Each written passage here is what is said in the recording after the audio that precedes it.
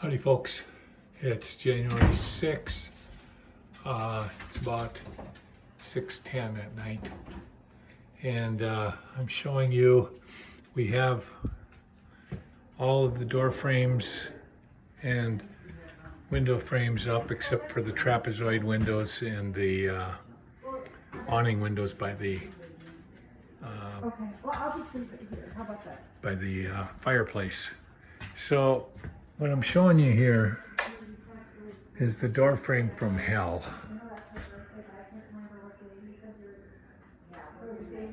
This and this and this and this gave me fits like you would not believe. I agonized over it for 3 months,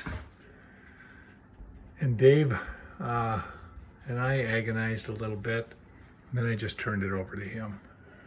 But you know, this door frame, this wall here in this area is out of kilter, so I had to kick it out and push it in. Anyways, I added this little piece of extra. I had to do it on both sides and on the top. But then, you know, the wall was kittywampus, and so Dave spent what I thought was a lot of time, but I think it was well worth it. Taking wood shims, cutting them, pin nailing them, so that the drywall would get to be, the drywall surface that this was going to get nailed to would get flat. So the way this works is this piece here is as wide as this piece. And then what we did is we put this piece on, but it was actually, we cut off this part of it and jammed it up against there, caulked it. We did the same thing over here. We used a full piece of trim and then cut off, and we're able to caulk. We still have to putty nail holes and the like, but I'm real pleased. I've shown you the laundry room. We're going to be building cabinetry here, probably after we get back from Florida in March. But this is a single cabinet that'll go over the little prep sink, and then this is the double cabinets, which she has yet to fill. And then we put this little shelf back on, and it just sort of covers the fact that there's a space between the back of the appliance and the wall. I used this little jig I made it this past weekend, and I used it to figure out if I had spaces and the like. So this took quite a bit of time to do, but Dave has now, because I don't have the stamina anymore, so he's done all the door frames that I hadn't done yet. One of the things I was always disappointed with is how dark this bathroom, our master bath, was. And you know, when we did it, we weren't sure if we wanted a double vanity sink or if we were going to have 2 individual vanities.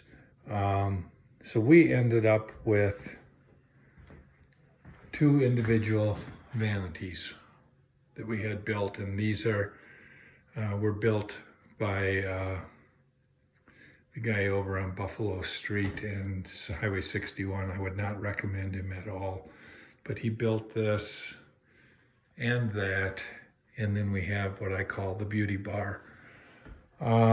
We had gotten our mirrors at Hobby Lobby. They were about $100 a piece, and because the beauty bar is lower than the vanity, because you see the vanity has this granite or marble, whatever it is behind it. And then we built up so that we matched with the wainscoting. So we got a little bit of a crown on top of the granite, that side and that side, but here on the beauty bar we had no granite. So what we did is I wanted more light, so we put in 3 fixtures, one over the beauty bar and one over Linda's side. We dropped this mirror so that it sits on top of that, I'll call it a crown piece. She can sit down now and she can see her putting her makeup on and the like. We'll put in some more light bulbs, but this really lights it up like a operating room. You know, we've done some different things here. You know, sanded down some of the corners, that type of stuff. Dave put up the window frame.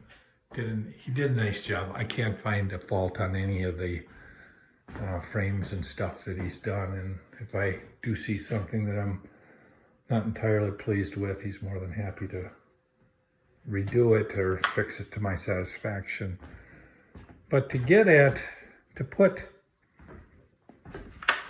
these 3 fixtures on the same switch as those lights up above, I had to be able to get a wire, run a wire from this switch box down through the basement and come up to this, and then I had to have another wire come down over and up to this, and then with that wire, a 3rd wire, come down over and up to that.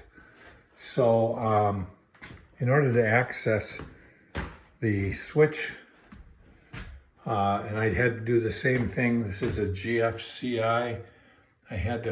We put in this outlet and that outlet, and it's all hooked to this GFCI. So that was original that we had put in, that was original, and then these are the 2 new ones. So to do that, to get the wires up there, we're out in the hall. We cut a spot just below the switch box so that we could run a wire up. And in order to know where to run it from down below, you see there's a little hole there. I'd drill a hole through between the hardwood floor and the wall. Down below, I'd see where the hole is. Move over to the outside wall about 3 inches and then drill a hole up. And then I'd feed that wire up. I had to have this hole cut so that I could grab the end of the wire and jam it through into the switch box. And here on the other side of this wall is where the GFCI is. Had to do the same thing. So we've got that all mudded, patched and mudded. First mudding, we'll do it 2 more times. Then we went back down through the basement and came up here with both a separate wire for the outlets and a separate wire for the lights, and took all of this off all along here, and we'd we'd feed those 2 wires up to that switch, or to that light, have one of them come back down, come across, and it would again go up to the middle light. And there was another wire that came down with it and across, and then up to the third light. So we're I am tickled pink. We got that done. So thanks for following our progress.